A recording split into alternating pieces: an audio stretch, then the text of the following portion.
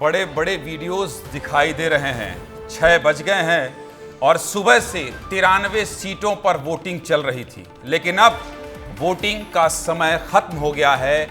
आप लाइन में लगे हैं तो परेशान मत होइए, जो लाइन में है वो मतदान कर सकता है।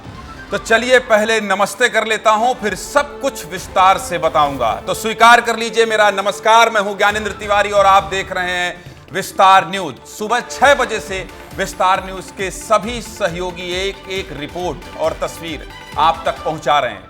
बड़े चेहरों का इंटरव्यू कर रहे हैं और आपको सुना रहे हैं। मुख्यमंत्री ने कहा दर्शन किया और फिर वोट डाला।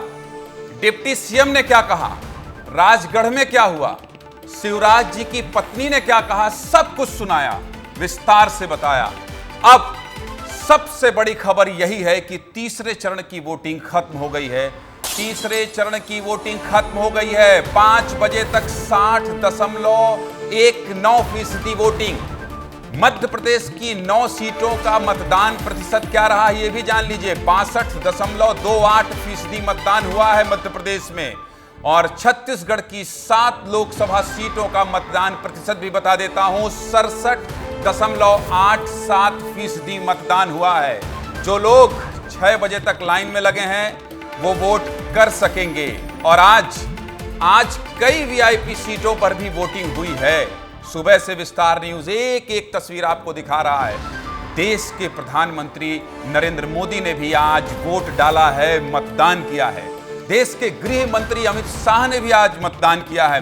एक एक सीट की तस्वीर विस्तार न्यूज ने आपको सुबह से दिखाई। आज यानी 7 मई को 3 चरण की वोटिंग खत्म हो गई है और इसके साथ ही छत्तीसगढ़ की सभी 11 सीटों पर मतदान खत्म हो गया है। यानी 5 साल बाद ही अब मताधिकार का प्रयोग करने का टाइम आएगा।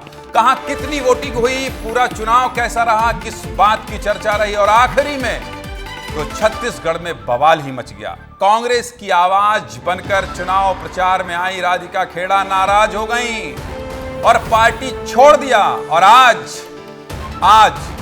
भारतीय जनता पार्टी यानी बीजेपी में शामिल हो गई। हर बात होगी विस्तार से होगी।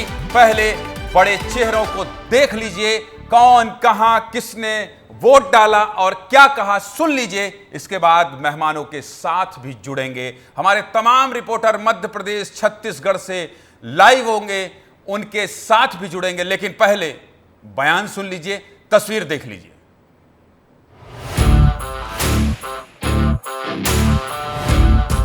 कि लोकतंत्र में मतदान ये सामान्य दान नहीं है। आज कमल छाप के बटन दबी टाएं टाएं।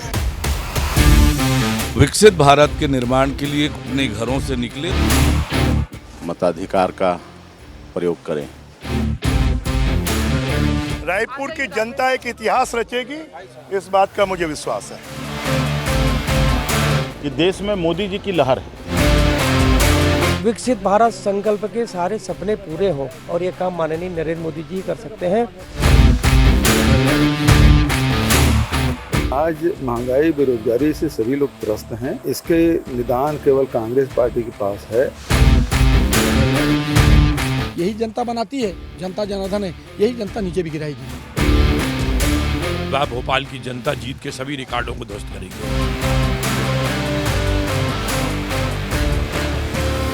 और आपका एक मत देश की सरकार बनाता है और विकसित भारत के संकल्प को पूरा करेगा।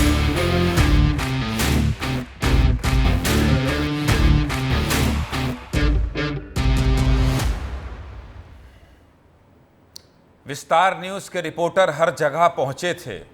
मुख्यमंत्री से लेकर मंत्री, प्रदेश अध्यक्ष से लेकर विधायक और हर वो व्यक्ति जिसको आप अपनी टेलीविजन स्क्रीन पर देखना चाहते हैं, विस्तार न्यूज का रिपोर्टर अपना माइक लेकर वहां पहुंचा जरूर था। और इतने विस्तार से हमने आपको इलेक्शन की कवरेज दिखाई। लेकिन अब जब शाम 6 बजे का वक्त हो गया है तो आप बहुत कुछ जानना चाहते हैं, आप बहुत कुछ समझना चाहते हैं और आप इस निष्कर्ष पर पहुंचना चाहते हैं कि आज दिन भर क्या क्या हुआ। और इसीलिए आपके अपने चैनल ने अपने तमाम सहयोगियों को जोड़ रखा है। दिखा दीजिए हमारे साथ कौन कौन जुड़ रहा है। हमारे साथ मध्य प्रदेश से state bureau chief Shyam Singh Tomar जुड़ रहे हैं, जो कहां थे, जो शिवराज सिंह चौहान के गढ़ यानी जहां से वो विदिशा से चुनाव लड़ रहे थे। पूरे परिवार से श्याम तोमर ने बात की है। श्याम तोमर से आपको सुनवाएंगे कि बात ही नहीं किए हैं, क्या क्या समझ कर आए हैं वो भी जनता को विस्तार से बता दीजिए। संतोष कृष्णानी कहां से जुड़ेंगे, दिग्विजय के गढ़ राजगढ़ से, जहां के बारे में यह कहा जा रहा है कि यह सीट थोड़ी फंसी सी है और क्या होगा यह 4 जून को ही पता चलेगा। और मध्य प्रदेश की राजधानी भोपाल से जुड़ रहे हैं मेरे सहयोगी भारत सूरज। अनिल गौर जुड़ेंगे ग्वालियर से। मुरैना में क्या हो गया, मुरैना में आज हुआ यह कि तीनों प्रत्याशियों को पुलिस ने कहा भाई बवाल नहीं चाहिए, इसलिए आइए थाने में बैठ जाइए। लेकिन भारतीय जनता पार्टी और कांग्रेस के प्रत्याशी तो मजे हुए थे, धीरे से समय मिला निकल लिए या यूं कहिए कट लिए। और बसपा बहुजन समाज पार्टी के प्रत्याशी ये कहते रह गए मैं तो नया नया चुनाव लड़ रहा हूं, कहां फंसा दिए मुझे। ये सब कुछ आपको विस्तार से बताएंगे, लेकिन सबसे पहले विदिशा चलूंगा और श्याम सिंह तोमर जी आपसे ये जानना समझना चाहता हूं कि आज किस किस से बात की आपने शिवराज सिंह चौहान के परिवार में, और विदिशा का जो माहौल रहा बहुत विस्तार से बताइएगा। वोटरों से बात कर रहे थे, क्या कहा लोगों ने, क्या मुद्दे थे, और क्या भारतीय जनता पार्टी का ही बम था शिवराज सिंह चौहान का इलाका है। श्याम जी। बिल्कुल ठीक कहा ज्ञानेंद्र आपने। ये विदिशा क्षेत्र अपने आप में मतदाताओं के उत्साह का गढ़ बना हुआ था। आज यहाँ पर हमने देखा, हम अलग अलग क्षेत्रों में गए। हमने शुरुआत करी जैत से, जहाँ पर खुद शिवराज और उनके परिवार ने वोट किया। इसके बाद हम बाड़ी में गए, हम रायसेन में गए, इस समय हम सांची में हैं। और मेरे पीछे ठीक गोपालपुरा का वो सेंटर है जहाँ पर अभी तक 67% मतदान हो चुका है। ये जो अंदर हैं चश्मा आपको नया लग गया है क्या? ये चश्मा जो मैं देख रहा हूँ, आप यहाँ ऑफिस में तो दफ्तर में तो चश्मे के साथ नहीं दिखते, आज चश्मा लगाकर देख रहे थे क्या विदिशा को बहुत करीब से? श्याम जी।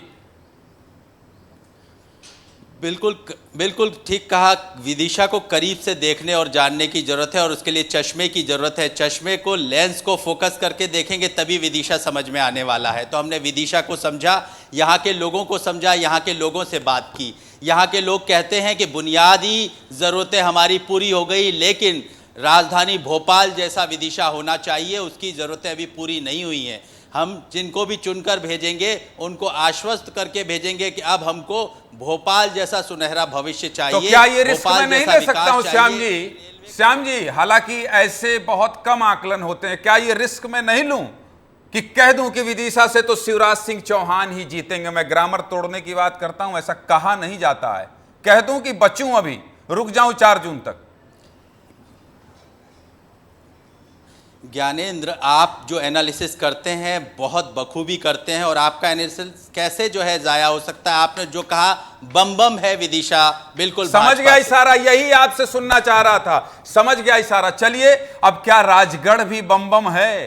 क्या राजगढ़ में भी दिग्गी राजा बम है जैसे शिवराज सिंह चौहान और श्याम सिंह तोमर जी से मैंने आखिर में निकलवा ही लिया कि भाई कुछ तस्वीर साफ साफ करते जाइए। विस्तार न्यूज है, आपका अपना चैनल है, 6 से 7 देखिए तो कुछ तो टटोल लीजिए कि कहां जा रही है गाड़ी। बताइए भाई संतोष कृष्णानी जी, दिग्गी राजा के गढ़ में क्या देखा, क्या सुना? किसी निष्कर्ष पर पहुंचेंगे या फिर कहेंगे रुक जाइए 4 जून का इंतजार कर लीजिए? संतोष कृष्णानी। 72% से भी अधिक मतदाताओं ने मत का उपयोग किया है और ये सब जागरूक मतदाता हैं, चाहे वो कोई सी भी पार्टी को, सभी जागरूक मतदाता हैं। हम इनसे एक बार आग्रह करेंगे, सभी जिन्होंने मतदान किया है वो जरूर अपनी फिंगर दिखाएं, क्योंकि मतदाता जागरूक होता है तभी हमारा देश मजबूत होता है। और ये मिसाल सिर्फ और सिर्फ अभी तक की बात करें तो सबसे ज्यादा मतदान का जो प्रतिशत हुआ है वो राजगढ़ जिले से निकल कर आया है। जल्दी से बात कर लीजिए, जल्दी से बात कर लीजिए, आपके पास केवल 1 मिनट है, जल्दी बात कर लीजिए कि क्या मूड रहा राजगढ़ का, कौन जीतेगा और कौन सांसद बनेगा राजगढ़ से? 1 मिनट में जल्दी बात कर लीजिए। बिल्कुल ज्ञानेंद्र जी, बताना क्या, यहाँ पर जो कांटे की टक्कर है, एक तरफ कांग्रेस के दिग्विजय सिंह हैं तो दूसरी तरफ रोडूमल नागर जी हैं। जनता से बात कीजिए, जनता से बात कीजिए। संतोष कृष्णानी, जनता से बात कीजिए। जनता से बात करते क्या कहेंगे आज? अभी राष्ट्रीय हित में मतदान हुआ है, यहाँ पर 72% से ज़्यादा मतदान हो चुका है। किसकी उम्मीद जताई जा रही है? रोडमल जी नागर जीतेंगे। आप कह रहे हैं कांटे की टक्कर है, मुझे नहीं लगता कि कांटे की टक्कर है। रोडमल नागर साहब निश्चित जीतेंगे। यहाँ से भारतीय जनता पार्टी जीतेगी, भारतीय जनता पार्टी जीतेगी। राजगढ़ जिले में सबसे ज़्यादा विकास हुए हैं, इसलिए भारतीय जनता पार्टी को ही वोट मिलेंगे राजगढ़ जिले से। आप तो राम भक्त लग रहे हैं। मोदी बिल्कुल राम भक्त हैं और निश्चित ही राजगढ़ लोकसभा बहुत ही अच्छे मतों से और माननीय रोडमल जी नागर चुनाव जीतेंगे। जब मुख्यमंत्री हुआ करते थे 1993 से 2003 तक, तब भी इस राजगढ़ जिले ने उनको लीड नहीं दी थी, ये ऑन द रिकॉर्ड है। जब भी लीड नहीं मिलती थी, खाली राघोगढ़ और चांचोड़ा में बेईमानी करके उस समय जीत जाते थे। उसके बाद कभी इस राजगढ़ जिले ने तो कभी लीड दी नहीं। इंदिरा जी की बेईमानी करते थे तो फिर आखिर मुख्यमंत्री का पद उनको कैसे मिला, इस पर भी उन्होंने सवाल खड़े कर दिए। संतोष भाई मैं समझ गया, आपने कह दिया बस मैंने बातचीत कर ली है।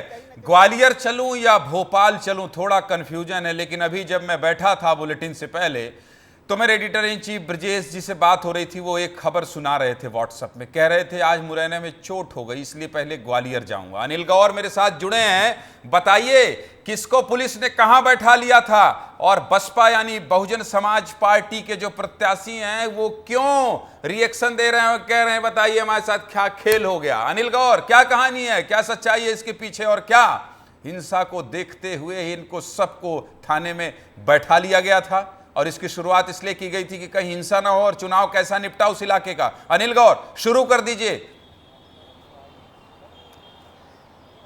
बिल्कुल, देखिए ग्वालियर चंबल अंचल में मुरैना लोकसभा सीट एक ऐसी सीट थी जो शुरुआत से ही यह अंदाजा लगाया जा रहा था कि यहां पर उपद्रव हो सकता है। यही कारण है कि जब सुबह 7 बजे से मतदान यहां पर शुरू हुआ तो उसके बाद पूरा पुलिस प्रशासन अलर्ट हो गया। जब उनको लगभग सुबह के जब 11 बजे उनको एहसास हो गया कि कहीं ना कहीं उपद्रव हो सकता है, तो पुलिस ने सतर्कता बरतते हुए इन तीनों प्रत्याशियों को नजरबंद कर दिया और उसके बाद पुलिस अधीक्षक कार्यालय में बैठा लिया।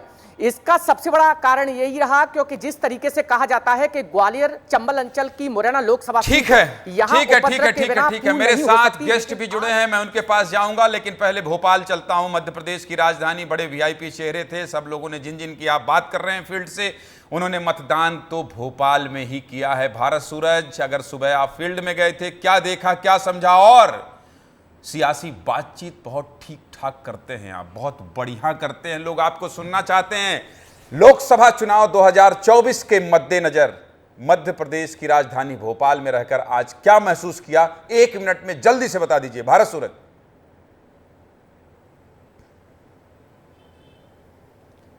ज्ञानेंद्र जी, भोपाल की अगर मैं बात करूं तो भले मुरैना में तीनों प्रत्याशियों को बिठा दिया था प्रशासन ने कि कुछ हल्ला ना हो जाए, लेकिन भोपाल में मैं सुबह से लेकर अब तक शाम के 6 बज रहे हैं, मैं इस वक्त भीमनगर में मौजूद हूं। ये बूथ क्रमांक 145 है, लेकिन मुझे कहीं पर भी कांग्रेस बैठा हुआ दिखाई नहीं दिया। आप समझिए कि हर एक जगह पर अगर मुझे झंडे दिख रहे थे, जो लोग वहां पर कार्यकर्ता दिख रहे थे तो बीजेपी के दिख रहे थे, तो ऐसा लगा कि कांग्रेस बैठ चुकी है पहले ही भोपाल में। वोटर टर्नआउट की बात करें तो सुबह लग रहा था कि 50% के पार पहुंचेगा नहीं, लेकिन शाम होते होते 60% के पार जो है वोटर टर्नआउट पहुंच गया है। और लोग बहुत खुले तौर पर जो है इस बार यहाँ पर ये कहते हुए दिखाई दिए कि मेरा वोट राष्ट्रहित में है, मेरा वोट देश के लिए है, भारत के लिए है, मेरा वोट मोदी के लिए कर दे रहे है। तो हो, ये पहली बार मुझे थोड़ा सब कुछ बता दे रहे हो आप साफ साफ, लेकिन ठीक है, जो दिखेगा वही तो बताएंगे और विस्तार से बताएंगे, डंके की चोट से बताएंगे। तो चलिए, आप चारों सहयोगियों का, ग्वालियर से अनिल गौर का, श्याम सिंह तोमर जी आपका विदिशा से, और संतोष कृष्णानी आपका राजगढ़ से, राघवगढ़ से, और भारत सूरज आपका भोपाल से, आप लोगों ने जो दिखाया बताया, इसी आधार पर अब मैं सोचता हूं कि कुछ देर बातचीत कर लूं। मेरे साथ स्टूडियो में मेहमान हैं, उनका आप परिचय करवा दूं। गौरी शंकर श्रीवास जी को फ्रेम में दिखाइए, ये हाथ जोड़कर नमस्कार कर लें। ये अभी चर्चा करने आए हैं, तेज तर्रार नेता हैं, ज़्यादा लड़ाई झगड़ा नहीं करना है, प्रेम में आपसी सौहार्द के बीच में बातचीत करना है। आपका विस्तार न्यूज़ में बहुत बहुत स्वागत है। अमरजीत चावला साहब हैं, कांग्रेस के नेता हैं, ये भी स्टूडियो में बैठे हैं, आपका भी बहुत स्वागत है।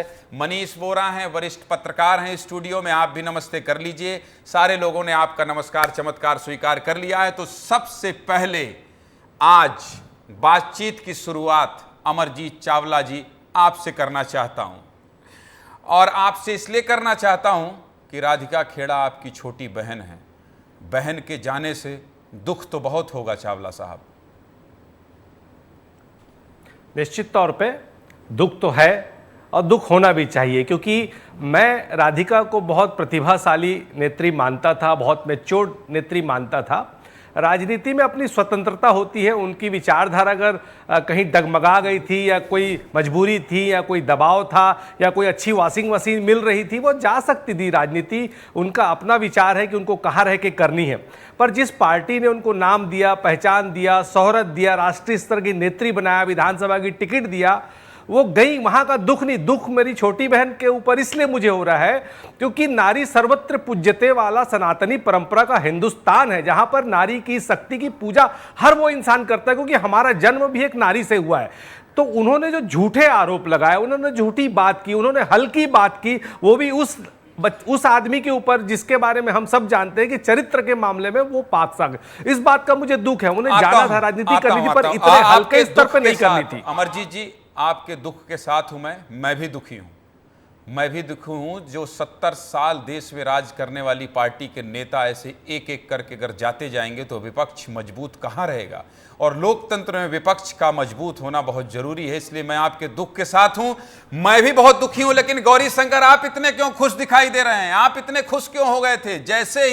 जैसे ही राधिका खेड़ा का मसला आया, आप लोगों ने ट्वीट पे ट्वीट, बयान पे बयान, रिएक्शन पर रिएक्शन, और हर जगह कहने लगे कि आइए किसी भी थाने पे चले जाइए, जहां आप जाएंगे, जहां आप खड़ी हो जाएंगी वहीं न्याय मिलेगा।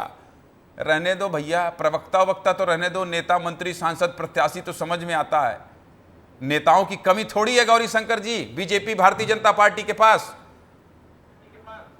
देखिए, मेरे मुस्कुराहट का दो कारण है। पहला कारण ये है कि जो सूरज भारत जी ने जो कहा है कि कांग्रेस पार्टी की कई कुर्सियां खाली है, टेबल खाली है, यही दृश्य हमको रायपुर में देखने मिला। छत्तीसगढ़ के कमोबेश 7 सीटों में यही हाल मुझे देखने मिला है और ये सुनाई दिया है। रायपुर में मैंने इस चीज़ को अपनी आंख से देखा है, इसलिए भोपाल में जो हो रहा है रायपुर उससे छूता नहीं है, इसलिए मेरे चेहरे पर मुस्कान है। दूसरी बात यह है कि छत्तीसगढ़ राज्य को महतारी का हम दर्जा देते हैं।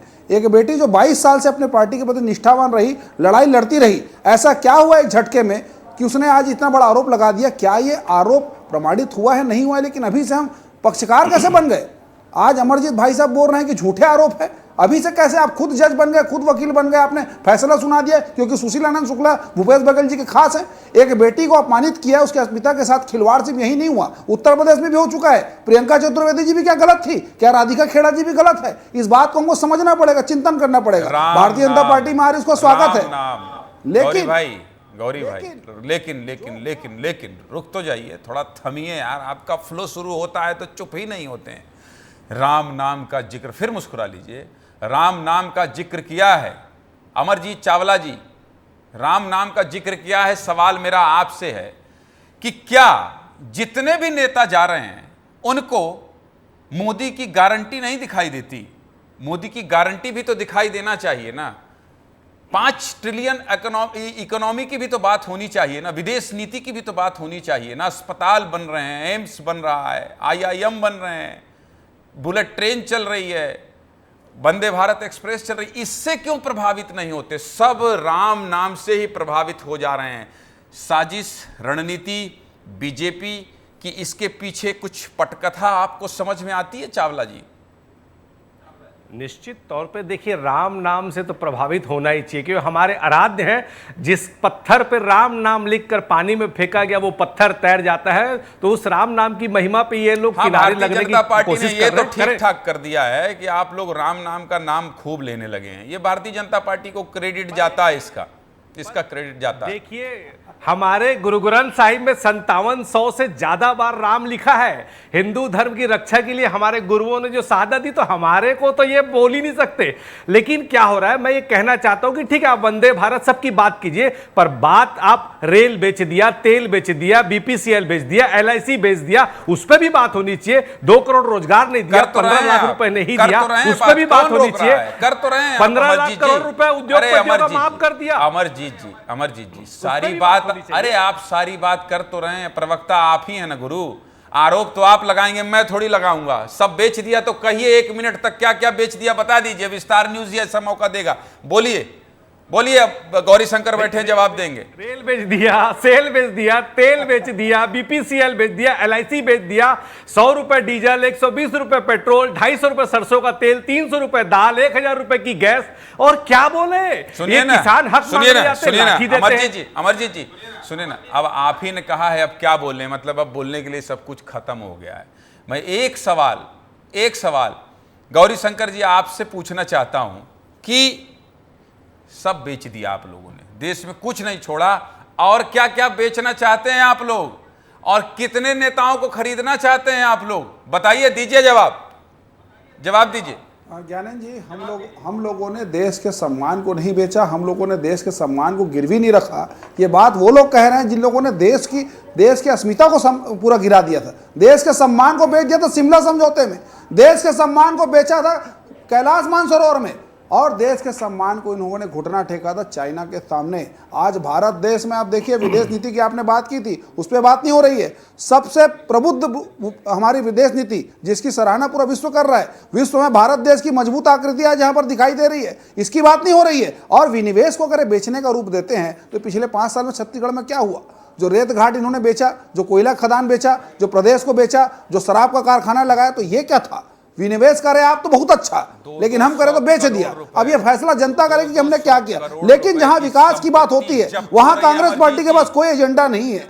अमरजीत जी, 200 करोड़ की संपत्ति जब्त हो रही है, बहुत पैसा बना लिए थे, ये तो मानना पड़ेगा, बहुत पैसा बना लिया था 5 साल में, ईडी जब्त कर रही है। उचित जी, इन्होंने कह दिया ये बेच दिया, इन्होंने कहा अस्मिता बेच दिया, और इन सब के बीच आज चुनाव था, कोई बात नहीं करता है जनता के मुद्दों की। आप ही बता दीजिए, छत्तीसगढ़ में मतदान हुआ है, मध्य प्रदेश में मतदान हुआ है, देश के 93 सीटों में मतदान हुआ है, क्या लगता है आपको किस दिशा में जा रहा है चुनाव? वरिष्ठ पत्रकार हैं उचित जी।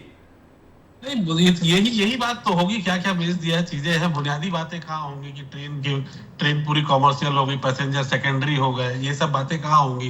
महंगाई पे बात नहीं होगी, बेरोजगारी पे बात, यही तो चाहते हैं राजनीतिक दल, खासकर सत्तारूढ़ पार्टी यही चाहती है कि बेसिक सवाल उनसे कोई ना हो, बुनियादी सवाल कोई ना हो। हम राम पे चुनाव लड़े, 370 पे चुनाव लड़े, मोदी जी पे चुनाव लड़े, यही चाहते हैं। हकीकत में गाँव में, जमीन में, आप जल पे, जमीन पे, आप जंगल पे, इन पे कोई बात ना हो, बुनियादी जो सवाल है उसको कोई पूछे ना, यही तो चाहते हैं, और वो हो रहा है, ये हो रहा है। लेकिन हकीकत ये है कि आप इनसे पूछिए कि हैप्पीनेस इंडेक्स पे क्या बात हो, वो उतना उस पर कितना नीचे आया है। आप इनसे पूछिए कि प्रेस फ्रीडम पे कितना इंडेक्स, हम कौन से नंबर में। आप पूछिए कि हेल्थ इंडेक्स पे हम कौन से नंबर में। आप पूछिए ना कि डेमोक्रेसी का जो इंडेक्स है उसमें हम इलेक्ट्रल डिक्टेटरशिप की तरफ जा रहे हैं, वो बात कीजिए। तो राष्ट्रीय स्तर, अंतर्राष्ट्रीय स्तर, कहाँ अस्मिता, राष्ट्रीयता, राष्ट्रवाद, बड़ी बड़ी बातें ऐसी तो भाई रोक रहा हूं। खोमन साहू निर्वाचन अधिकारी के साथ खड़े हैं। खोमन, बात कीजिए। अतिरिक्त निर्वाचन अधिकारी है नीलेश जी, वो हमारे साथ, उन्हीं से बातचीत कर लेते हैं। सर, ओवरऑल देखा जाए तो कितना अच्छा रहा इस बार का मतदान? इसमें लगातार प्रथम चरण में तथा द्वितीय चरण में बहुत अच्छा वोटिंग रहा था। प्रथम चरण में 2%, 2.5% और द्वितीय चरण में 2% का बढ़ोतरी देखने को मिला है। हमको अभी अनुमानित लग रहा है कि इस जो तृतीय चरण हुआ है उसमें भी 1-1.5% का बढ़ोतरी होने की संभावना है, जो कि हमको कल दोपहर में स्क्रूटिनी होने के बाद 17C फॉर्म के अनुसार जो अंतिम एंट्री की जाती है उसके बाद अंतिम फिगर प्राप्त होगी। 5 बजे के जो हमारा जानकारी प्राप्त हुई है तो पूरे ये हमारे 7 लोकसभा जो क्षेत्र है इसमें कुल मिला के 66.87% मतदान का प्रतिशत रहा है, जिसमें रायगढ़ और सरगुजा में 75% के आसपास रहा है। दुर्ग जांजगीर में 62% रहा है।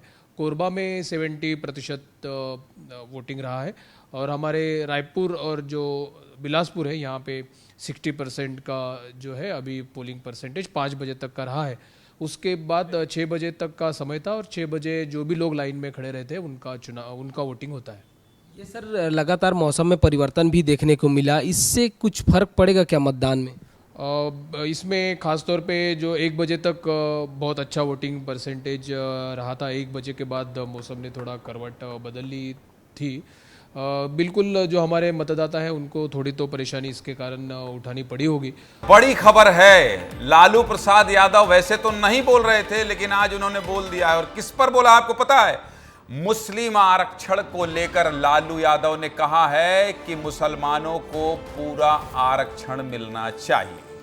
वैसे ही आरोप लगते हैं कि हिंदू मुसलमान करती है भारतीय जनता पार्टी। वैसे ही कहा जाता है कि देश में हिंदू मुसलमान के अलावा कुछ हो नहीं रहा है, लेकिन लालू यादव ने कह दिया है, वकालत कर दी है कि मुसलमानों को पूरा आरक्षण मिलना चाहिए।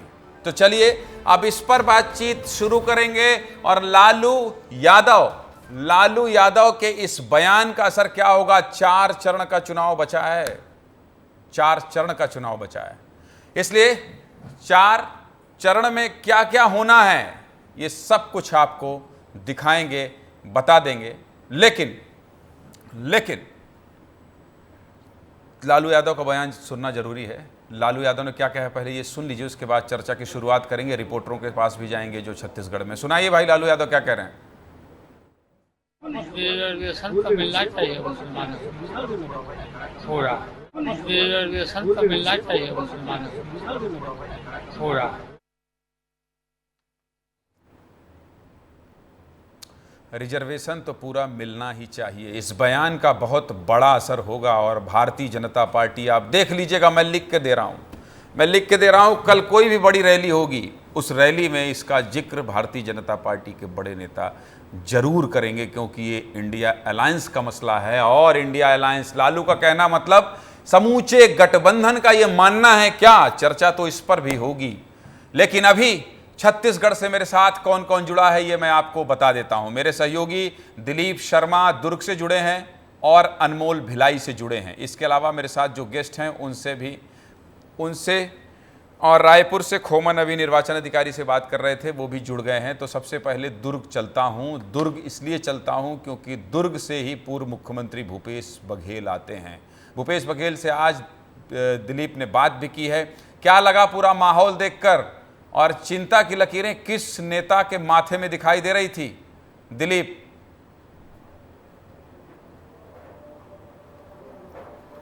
देखिए, चिंता की लकीरें तो निश्चित तौर पे कांग्रेस के चेहरे पे दिखाई दे रही थी, क्योंकि बीजेपी जिस तरह से कैंपेनिंग की है, बड़े नेता यहाँ पे आए हुए हैं तो उनका हौसला बढ़ा हुआ है, प्रत्याशी बड़े खुश आए। विजय बघेल को आपने देखा होगा कि लाइन में लग के लोगों से हंसते खसते बातचीत करते हुए मतदान डालने खड़े कहाँ हैं आप अभी? भूपेश बघेल कहाँ खड़े हैं?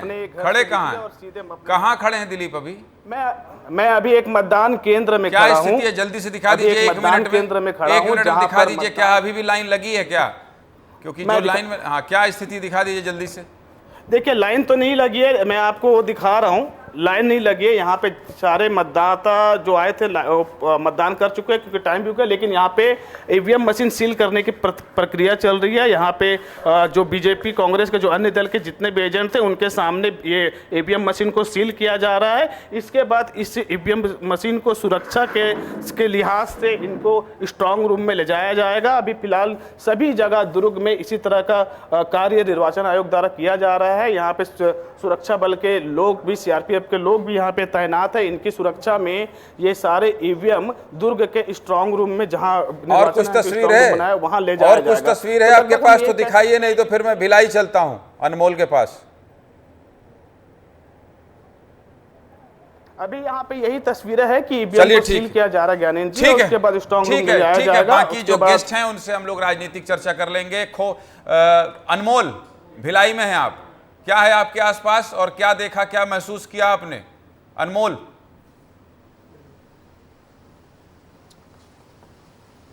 देखिए ज्ञानेंद्र जी, आज मैं पूरे दिन जो है दुर्ग लोकसभा में भ्रमण किया हूं। अभी भिलाई में हूं और यहां पर तेज बारिश और आंधी हो रही है। मौसम ठंडा हो गया, लोगों को राहत मिली है। लेकिन आज पूरे दिन जो है सियासत गर्म रही है, चुनावी मौसम गर्म रहा है। मैं ऐसा इसलिए कह रहा हूं क्योंकि मैं राजेंद्र साहू से मिला जो कांग्रेस के प्रत्याशी हैं, मैं ताम्रध्वज साहू से मिला जो कांग्रेस के महासमुंद से प्रत्याशी हैं, दुर्ग से ही आते हैं। दोनों के चेहरे पर एक चिंता की लकीर थी और कहीं ना कहीं उहापोह की स्थिति थी उन पर। वो खुद बोल रहे थे, बता रहे थे कि आखिर क्या होगा। मतदान संपन्न हो गया है लेकिन अभी भी स्थिति स्पष्ट नहीं है। दुर्ग लोकसभा की बात करें तो अभी फिलहाल राजनीति की केंद्र बनी हुई है। जब मैं लोगों से बातचीत कर रहा था ज्ञानेंद्र जी, तो साफ तौर पे लोग कह रहे थे कि हम राष्ट्र निर्माण के लिए वोट कर रहे हैं, हम देश के विकास के लिए वोट कर रहे हैं, हम हमारे अच्छे ठीक है। खोमन ठीक है, शुक्रिया, आपका भी धन्यवाद और दिलीप आपका भी धन्यवाद। खोमन है खोमन छत्तीसगढ़िया में बतावे कुछ गुठियावे का देखे हस आज कौन कौन नेता से गुठियाए हंसता है। थोड़ा मीठ गुरतुर भाषा में छत्तीसगढ़िया में शुरू कर, फिर हिंदी तरफ डाइवर्ट होबे। खोमन देखो जिन तरीके ले आज चुनावी मौसम देखे पर मिली काबर की रायपुर लोकसभा के बात करन तो रायपुर लोकसभा में कई तरह के तस्वीर सामने आई से बस कर यार, मोर परीक्षा ज्यादा मत ले। खोमन डाले लगे से खासकर मोर परीक्षा ज्यादा मत ले। छत्तीसगढ़ में गुठिया में इतने जितना जानकारी रहे मैं तो पूछ ले, पूरा ते छत्तीसगढ़िया मत मिक्स कर दे, हिंदी में शिफ्ट हो जा भाई। अगला सवाल हिंदी से पूछूं तौर से बता खोमन। देखिए ज्ञानेंद्र, जिस तरीके से आज छत्तीसगढ़ की राजनीति हमको देखने को मिली, अलग अलग तरीके से लोग भी मिले और सांसद सुनील सोनी भी हमारे साथ हैं, उनसे ही बातचीत करें। सुनील जी एक मिनट तो आइए। सुनील जी भी लगातार अलग अलग जगहों का दौरा किए हैं ज्ञानेंद्र, उनसे ही बातचीत कर लेते हैं। क्या आपको लगा, किस तरीके का माहौल देखा रायपुर में? देखिए, मोदी जी के प्रति एक उत्साह का माहौल है। लोग मन से चाहते हैं कि प्रधानमंत्री मोदी जी तीसरी बार प्रधानमंत्री बने और छत्तीसगढ़ और रायपुर लोकसभा के अंदर में अनुकूल माहौल है। और इस माहौल के अंदर में जो है हम लोग उत्साह के साथ में मतदान किए हैं। रायपुर लोकसभा से अनुभवी चेहरा है बृजमोहन अग्रवाल जी। मुझको विश्वास है कि मुझसे अधिक लीड जो है उनको आएगी और ऐतिहासिक वोट से वो विजय हासिल करेंगे। और प्रधानमंत्री मोदी जी की जो मोदी गारंटी है उसको विष्णुदेव साय जी ने जो है मात्र 3 महीने में पूरा कर दिया, जिससे जो है हमारी माता बहनें खुश है। और माता बहन खोमन भाई, किसान खोमन भाई आप मन बात करहू लगातार, लेकिन मेरे साथ जो मेहमान हैं, गौरी भाई मुस्कुरा रहे हो क्या मेरी छत्तीसगढ़ी सुन के? गौरी भाई मेरी छत्तीसगढ़ी सुन के मुस्कुरा तो नहीं रहे हैं आप? अगर मुस्कुरा रहे हैं तो आप अपराध कर रहे हैं। बताइए, जो सुना हमारे रिपोर्टरों ने दिखाया, क्या पकड़ पा रहे हैं गौरी भाई? देखिए, पूरी तरह से जो परिणाम है स्पष्ट रूप से दिखाई आपके चैनल में मुझे दे रहा है। और जिस बात को कह रहे हैं कि मोदी जी की गारंटी यहाँ पर लागू हुई है, मोदी जी की गारंटी और 10 साल का रिपोर्ट कार्ड काफ़ी कुछ कहने के लिए है। ज्ञानेंद्र जी, आपने बहुत अच्छी छत्तीसगढ़ी की शुरुआत की है, इसके लिए साधुवाद। लेकिन पूरा छत्तीसगढ़ जिस प्रकार से मोदी जी के साथ में फिर से चलने को तैयार हुआ है और मोदी जी को और विश्वास जो हमने जताया है वो पूरी तरह से दिख रहा है। और जो परिणाम हमको मिलेंगे 4 जून को, आपके चैनल पर इसी समय में बैठेंगे और आपकी जो बात है वो पूरी तरह से यहाँ पर क्रियान्वयन हो जाएगी। आज पूरा छत्तीसगढ़ इस बात को महसूस। रवि मेरी बहुत अच्छा लगा मुझे ये सुन के आपके मुंह से।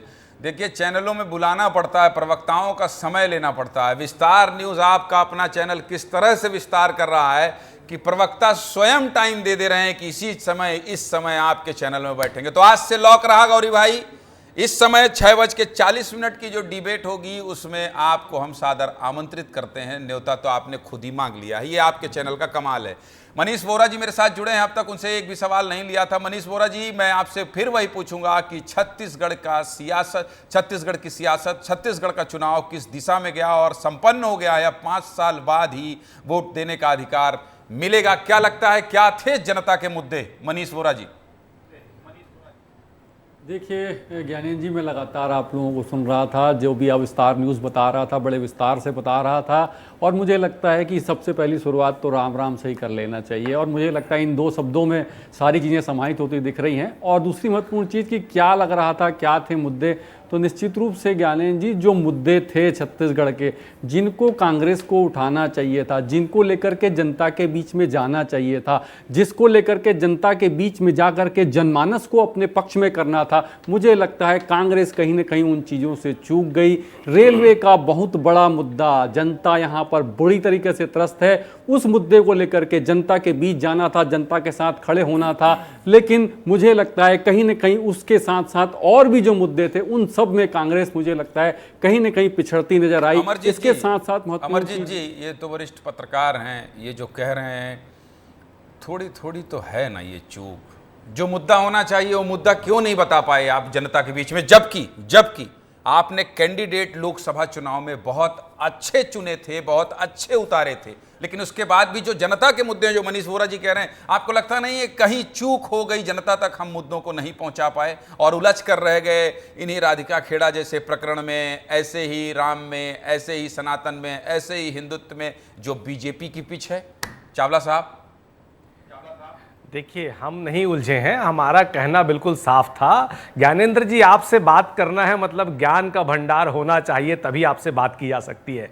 आपको गुमराह नहीं किया जा सकता। हमने कहा आधी आबादी पूरा हक, इससे बड़ा मुद्दा इस देश के लिए क्या हो सकता था कि 1 लाख रुपए हम अपनी बहनों को देंगे। उसके बाद हमने कहा 400 रुपए हम मनरेगा में अपने मजदूरों को देंगे। हमने कहा इस देश के युवाओं का एजुकेशनल लोन हम माफ करेंगे। इससे बड़े मुद्दे और क्या हो सकते थे? हमने कहा किसानों का कर्जा माफ करेंगे। इससे बड़ा मुद्दा क्या हो सकता था? हमने कहा हर जिला मुख्यालय में एक मेडिकल कॉलेज खोलेंगे, अच्छी शिक्षा का स्तर देंगे, हर तहसील में हम कॉलेज खोलेंगे। इससे अच्छा मुद्दा और क्या हो सकता था? और बात मुद्दे की नहीं है, बात है इस देश में लोकतंत्र को जीवित रखने की, बात है इस देश में संविधान के सम्मान की, बात है इस देश में जिसकी जितनी हिस्सेदारी उसकी उतनी जिम्मेदारी की, बात है नफरत की बाजार जो ये खोल रहे हैं उसमें मोहब्बत की दुकान खोलने की, बात है सबको एक करके। और आप जैसे कह रहे ये हमारा प्रदेश। चावला साहब सुनिए, कहां आप डिरेल हो गए। लाठी आपके नेता कहते हैं मार दो, लाठी मारने वाला संसद भेजना आपके नेता कहते हैं। देखिए, हंसते मुस्कुराते बातचीत हो रही है, ईगो हर्ट नहीं होना चाहिए, ना कोई लड़ाई झगड़ा होना चाहिए। लड़ाई झगड़ा जितना आप लोगों को करना था वो सब कांग्रेस कार्यालय में हो गया और उसका परिणाम भी निकल गया, राधिका खेड़ा बीजेपी का पट्टा पहन ली। तो लड़ाई झगड़ा आप लोग मत करिए, इससे आपका नुकसान होता है। आपको लगता नहीं है चुनाव के दौरान चरणदास महंत का लाठी मारने वाला बयान, बकवास करती है सरोज पांडे, 10वीं पास बताना प्रधानमंत्री को, इसका नुकसान होता है। सेंटीमेंट है अभी बीजेपी के लोगों के साथ थोड़ा, अभी आप ये समझिए कि लोगों को लगता है, ये मैं आपको आम धारणा बता रहा हूं कि राष्ट्रहित माने भारतीय जनता पार्टी, हिंदुत्व की रक्षा माने भारतीय जनता पार्टी। मैं फील्ड में घूमता हूं इसलिए बता रहा हूं। ऐसे बयानों से बचना भी तो चाहिए, ये भी तो आपको कहीं ना कहीं नुकसान करता है चावला साहब।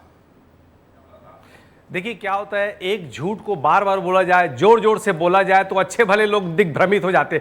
दुर्भाग्य देखिए इस देश का कि स्वतंत्रता के आंदोलन में जिस पार्टी का कोई योगदान नहीं है, आज वो देश और राष्ट्र प्रेम के नाम से वोट मांगती है। तो इस देश का दुर्भाग्य। हम अपनी भूमिका पूरी ईमानदारी से निभा रहे हैं, हमारा नेता राहुल गांधी पूरी ईमानदारी से अपनी भूमिका लड़ा रही है। तो कलयुग है, हम लड़ेंगे, हम झुकेंगे नहीं, हम सच का सहारा लेकर हम किसी को बरगलाएंगे नहीं, किसी को धोखा देंगे नहीं, किसी को लड़ाएंगे नहीं। मोहब्बत की दुकान खोलने का वादा है, प्यार के साथ, विश्वास के साथ, सबको साथ लेकर चलेंगे और परम पूज्य गुरु घासीदास बाबा के बताए हुए रास्ते मन के एक समान। गौरी भाई, उचित जी आ रहा हूं आपके पास। गौरी भाई, मोहब्बत काहे नहीं करते आप लोग भाई? ये कह रहे हैं मोहब्बत कमी हो गई है देश में प्यार की कमी हो गई है, मोहब्बत की दुकान इसलिए कांग्रेस खोल रही है। आप लोग मोहब्बत ही नहीं कर रहे हैं गौरी भाई, बीजेपी मोहब्बत नहीं करती। मोहब्बत कीजिए, मोहब्बत करना सीखिए। ये मैं नहीं कह रहा हूं, ये अमरजीत चावला कह रहे हैं। कम हो गया क्या मोहब्बत? लोकतंत्र खतरे में, संविधान खतरे में, देश बर्बादी की कगार में पहुंचा दिया क्या भारतीय जनता पार्टी ने? गौरी जी,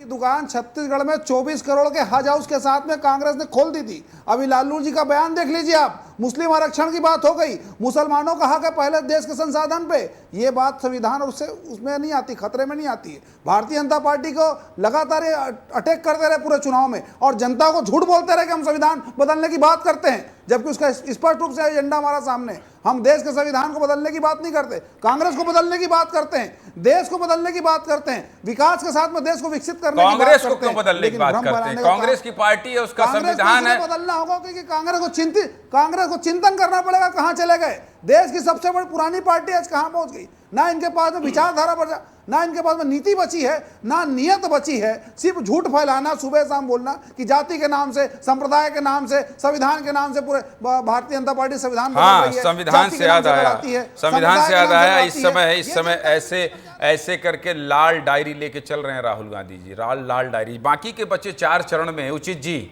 ये लाल डायरी लेके जो चल रहे हैं राहुल गांधी, बिलासपुर में ही दिखाया था कि ये संविधान खतरे में। आपको क्या लगता है उचित जी, इसका असर होगा? बाकी के 4 चरण जो बचे हैं, देश में चुनाव होना है, लोकसभा चुनाव का, और ये जैसा कि कह रहे हैं कि कहीं ना कहीं बस अंतिम लाइन, जैसे ये कह रहे हैं मनीष वोरा जी ने कहा कि वो मुद्दों को पहुंचा नहीं पा रहे हैं, और ये कह रहे हैं हमको कांग्रेस ठीक करना है। कांग्रेस कह रही है मोहब्बत ही नहीं है देश में, मोहब्बत की कमी हो गई है।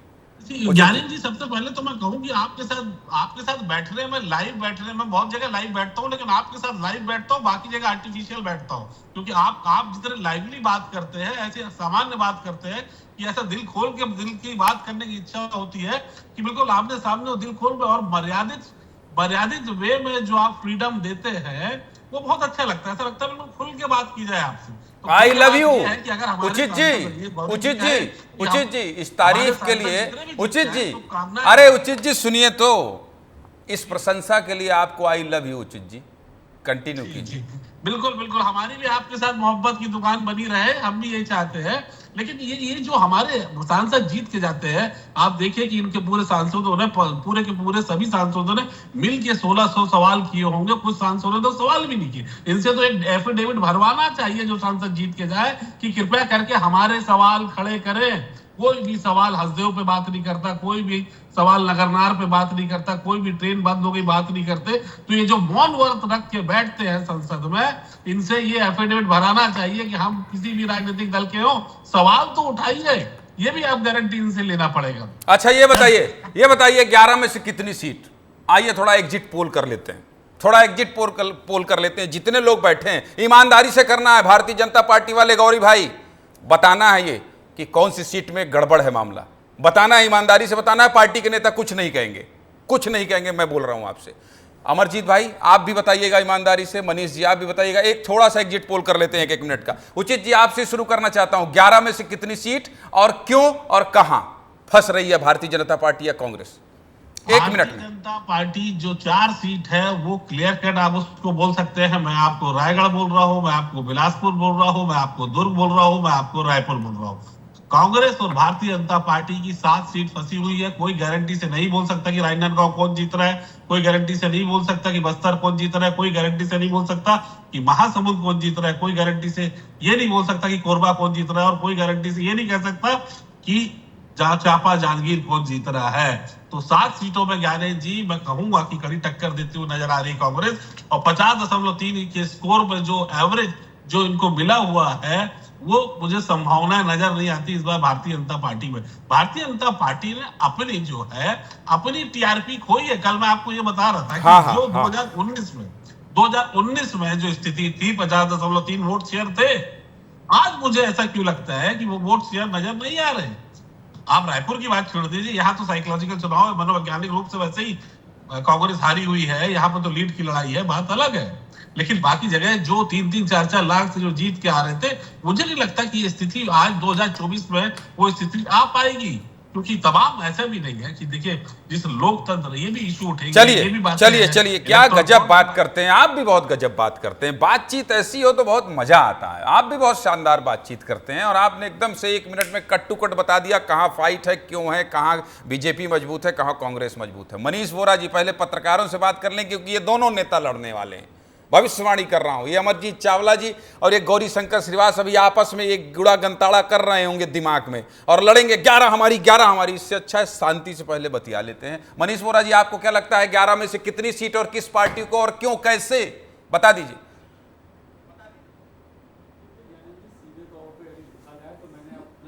तब के शुरुआत में ही कहा था कि राम राम है यहाँ पर, और निश्चित रूप से देखिए एक चीज यहाँ पर दिख रही है स्पष्ट रूप से कि भारतीय जनता पार्टी बीच का रास्ता नहीं, सीधी बात विस्तार से, कितनी सीट 11 में से किस पार्टी को, क्यों, कैसे? आप कह रहे हैं कि 11 में से कितनी बीजेपी कितनी कांग्रेस, निश्चित रूप से मैं वही बताने जा रहा हूं। यहाँ पर जो स्थिति है उसमें मुझे लगता है भारतीय जनता पार्टी अपनी पुरानी स्थिति को वापस दोहराएगी, और कांग्रेस के लिए यहाँ पर जो 2 सीटों की बात हो रही है, उन 2 सीटों में कांग्रेस अभी भी संघर्ष की स्थिति में है, लेकिन मुझे लगता है कि उन सीटों में कहीं ना कहीं कांग्रेस वापस आ जाएगी, कांग्रेस वापस आ जाएगी। ठीक है, आप ये कह रहे हैं कि 9 सीट भारतीय जनता पार्टी जीत जाएगी, यानी पुरानी स्थिति तो यही थी कि 11 में 2 सीट भारतीय जनता पार्टी कांग्रेस के पास थी और 9 सीट, तो ठीक है इंतजार कर लेते हैं। लेकिन ठीक है, आपका एग्जिट पोल भी आपको मुबारक। अब कांग्रेस और बीजेपी के लोगों से पूछ लेता हूं। पहले कांग्रेस के अमरजीत चावला से पूछ लेता हूं, क्योंकि हमेशा आरोपी लगता है कि भाई कांग्रेस को समय नहीं देते हैं। हम विस्तार से देखिए कितनी बातचीत कर रहे हैं और कितना समय दे रहे हैं। अमरजीत चावला साहब आज दे दीजिए उदाहरण, पेश कर दीजिए मिसाल, इस स्वीकार कर लीजिए, क्योंकि मेरे मंच में कई लोग स्वीकार कर चुके हैं जीतू पटवारी मध्य प्रदेश के अध्यक्ष हैं, वो भी स्वीकार कर चुके हैं कि कांग्रेस में थोड़ी कमी है। राधिका खेड़ा भी स्वीकार कर चुकी। अब ये मैं नहीं जानता हूं कि राधिका खेड़ा को निकलना था इसलिए वो स्वीकार कर रही थी विस्तार न्यूज के मंच में। जल्दी से बता दीजिए 11 में कितनी सीट? देखिए, उचित जी की बातें काफ़ी कुछ कहती हैं, मैं उसमें भी सहमत हूं, पर मैं ये कहता हूं कि देखिए, राजनीति एक ऐसा मंच है जिसपे आकलन लगाना, मतलब आप 15 साल की सरकार में भारतीय जनता पार्टी सीधा 14 में आ गई। हम बिल्कुल सोचे नहीं थे हमारी सरकार नहीं बनेगी, हमारी सरकार नहीं बनी। तो ये जनता जनार्दन है, फैसला क्या होगा, परिणाम क्या होगा, ये मैं नहीं जानता, पर इतना जरूर जानता हूं कि छत्तीसगढ़ बनने के बाद आज तक जितनी सीटें हमारी नहीं आई उससे ज़्यादा सीटें आएंगी और भारतीय जनता पार्टी से 1 सीट हमारी ज़्यादा रहेगी, इतना मैं जरूर कह सकता हूँ। ठीक है भैया, गौरी भैया बताइए जहां फंसी है वो भी बताइएगा। गौरी भाई, ये क्लिप वायरल होने वाली है, बता दे रहा हूं पहले से, और पार्टी के नेताओं का सब कुछ सोच समझ ले। आपकी अदालत में लाग लपेट में कोई बात नहीं कर सकता, पूरी कसौटी पे खरा उतरने का प्रयास सब लोग कर रहे हैं। देखिए, स्पष्ट रूप से मैं बता रहा हूं आपको कि पिछली बार हमारे 15 विधायक थे, उसके बावजूद हमने परिश्रम किया, हम 9 सांसद यहाँ से जीतकर दिल्ली भेजे। बड़ा परिश्रम था, बड़ी लड़ाई थी, हमने आज भारतीय जनता पार्टी की यहाँ पर सरकार है, 54 हमारे विधायक हैं, उसके बावजूद आपको मैं बता रहा हूँ कि जहाँ पर जांजगीर जैसी सीट है, जहाँ पर हमारे विधायक नहीं जीत पाए हैं, सरगुजा है, यहाँ पे कुछ संघर्ष के हालात हैं, लेकिन भारतीय जनता पार्टी के कार्यकर्ता वहाँ परिश्रम कर रहे हैं, निश्चित तौर पर परिणाम हमारे पक्ष में आएगा। तीसरी आपने महत्वपूर्ण बात बोली कि आपका आकलन क्या होता है, कोरबा में भी हमको और परिश्रम करने की आवश्यकता है। जहाँ तक आज का जो परिणाम और जो आज हमको जो जानकारी मिली है, कोरबा में भी पूरी तरह से भारतीय जनता पार्टी कार्यकर्ता सुबह से अभी तक लगे हुए हैं। तो ये कहने में कोई अतिशयोक्ति नहीं है कि परिणाम हमारे पक्ष में नहीं आ रहा, परिणाम हमारे पक्ष में आ रहा है। 11 की 11 जो हमने दावा किया, जो वादा किया मोदी जी से कि हम जीत कर देंगे, उसके लिए पूरे भारतीय जनता पार्टी के कार्यकर्ताओं ने गौरी भाई बहुत बड़े खिलाड़ी हो, जैसे लाग लपेट से मेरे से कोई बात नहीं कर सकता, वैसे आपको भी कोई क्या कहेंगे ये बता नहीं सकता। चलिए, बहुत बहुत शुक्रिया गौरी शंकर श्रीवास आपका, अमरजीत चावला साहब आपका, उचित शर्मा जी आपका, और मनीष वोरा जी आपका भी बहुत धन्यवाद। तो चलिए, आप सभी का बहुत शुक्रिया। और मेरी कोशिश थी, विस्तार न्यूज की कोशिश थी कि आज सुबह 6 बजे से लगातार, जैसा कि मैं 6 बजे बैठकर जब बहस कर रहा था और तमाम गेस्ट ये कह रहे थे कि विस्तार न्यूज ने विस्तार से सब कुछ बताया, दिखाया, प्रवक्ताओं ने यह भी इच्छा जाहिर की कि इसी तरह से आपके मंच में दोबारा बैठेंगे। ये बहुत अच्छा संकेत है, ये बहुत अच्छी शुरुआत है हमारी कि हमको इतना प्यार मिल रहा है और इतना सम्मान मिल रहा है। आप सभी का भी बहुत बहुत शुक्रिया। हम नतमस्तक हैं। विस्तार न्यूज का एक एक व्यक्ति आपका प्यार चाहता है। हमारे साथ जुड़े रहिए और विस्तार से विस्तार खबरें देखने के लिए आप हमारे साथ जुड़े रहिए, क्योंकि हम कहते हैं विस्तार न्यूज यानी आपका अपना चैनल। मुझे इजाजत दीजिए और आगे की खबरों के लिए आप बने रहिए विस्तार न्यूज के साथ। नमस्कार।